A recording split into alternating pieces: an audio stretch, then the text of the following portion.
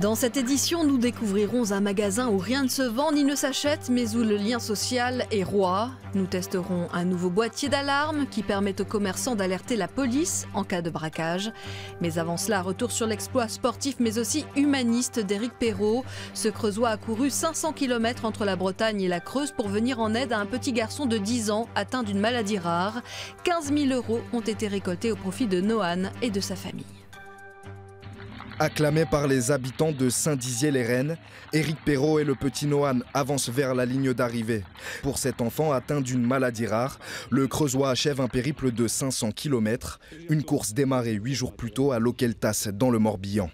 C'était une semaine de folie physique et puis émotionnellement, où il a fallu se bagarrer contre son corps, le mental et puis la chaleur. Voilà, mais bon, il y avait un but et le but est atteint et c'est gagné, c'est le principal. Chaque jour, il a parcouru entre 50 et 80 km, perdu 10 kilos en une semaine. Un exploit physique, un geste du cœur. Pour Nohan, atteint de PSMD12, un mélange rarissime de 11 maladies orphelines, il est déjà prêt à recommencer. Quand on voit ce petit garçon, on a envie de se surpasser et on souffre, mais on souffre en silence. Lui, il ne nous dit pas qu'il souffre, donc voilà, donc je le referai pour Nohan. Oui. Grâce à cette aventure, Éric Perrault a pu récolter 10 000 € de dons auprès d'associations et de particuliers. Ils seront intégralement reversés à l'enfant et à sa famille. C'est quoi votre sentiment? Vous êtes admiratif? Vous êtes... Très fier. Très fier parce que, en dehors de l'exploit sportif, il y a cet exploit du cœur et tous ces dons qui vont aller à Nohan. Et on a vu dans la semaine, vraiment dans la semaine, un élan de solidarité extraordinaire. Les parents du petit Nohan raconteront leur histoire et leur combat dans un livre qui sera publié en août. Éric Perrault, lui, signera la préface. Un magasin pour rien. Dans cette boutique éphémère de Bolbec, rien ne se vend ni ne s'achète. Tous les objets ont été donnés et les clients peuvent en prendre 3 gratuitement. Une initiative pour créer du lien qui remporte un franc succès. En 6 ans, le nombre de visiteurs a été multiplié par 3. Des bottes à fleurs, un masque à gaz, des gants de boxe ou encore un corsage, un petit polo et puis un jeu pour mon petit-fils. Au total, plus de 40 cartons d'objets ont été donnés au magasin pour rien de Bolbec. Pour rien, car ici rien ne se vend et rien ne s'achète, tout est gratuit. Chacun peut prendre 3 objets maximum. Initié en 2011, ce lieu éphémère qui ouvre 4 à 5 jours par an a déjà ses habitués.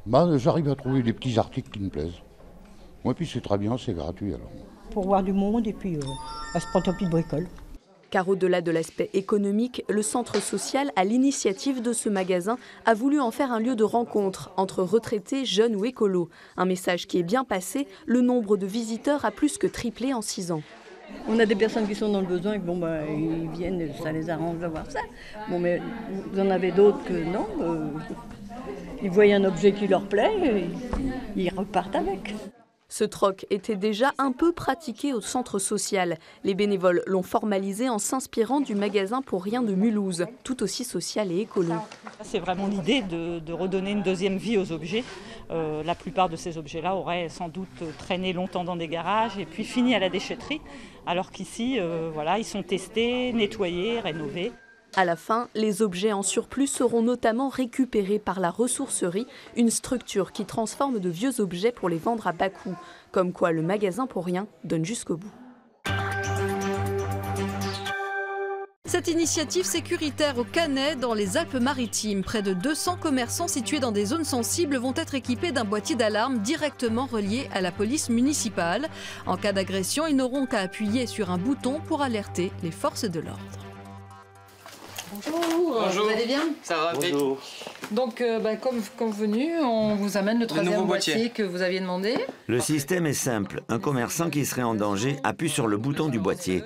Dès lors, une vibration se fait sentir. Ça signifie que l'alerte est arrivée au centre de supervision urbaine de la police municipale. La technologie novatrice de cet appareil permet à la fois de déclencher l'alerte policière, de géolocaliser l'appel et d'écouter ce qui se passe. Eux ne nous entendent pas, mais nous on entend tout ce qui se passe. Donc si une personne agressive qui crie, s'il y a de la bagarre, on entendra tout. Pour l'heure, 190 boîtiers d'alerte GPS sont proposés gratuitement à des commerçants dits sensibles, tels que grandes surfaces, tabac ou pharmacie. Un système qui assurément rassure.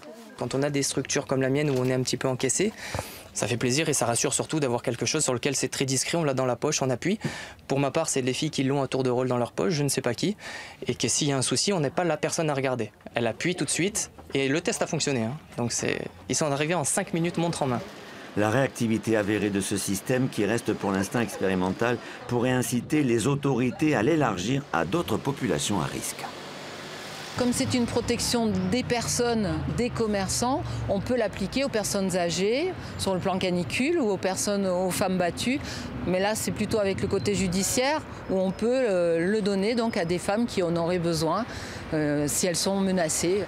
Ces boîtiers d'alerte GPS qui s'ajoutent aux 180 caméras de surveillance et aux équipages policiers mobiles auto et moto renforcent encore un peu plus la sécurité sur cette commune.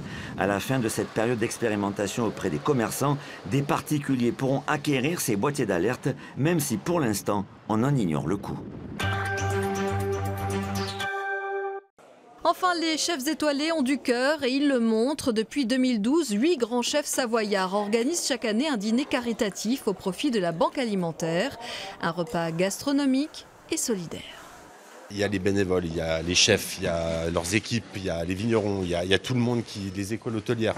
Et le partage, ça nous fait une ambiance qui est somptueuse. Chaque année, plus de 20 000 € sont récoltés pour aider la Banque alimentaire à financer une partie de sa logistique.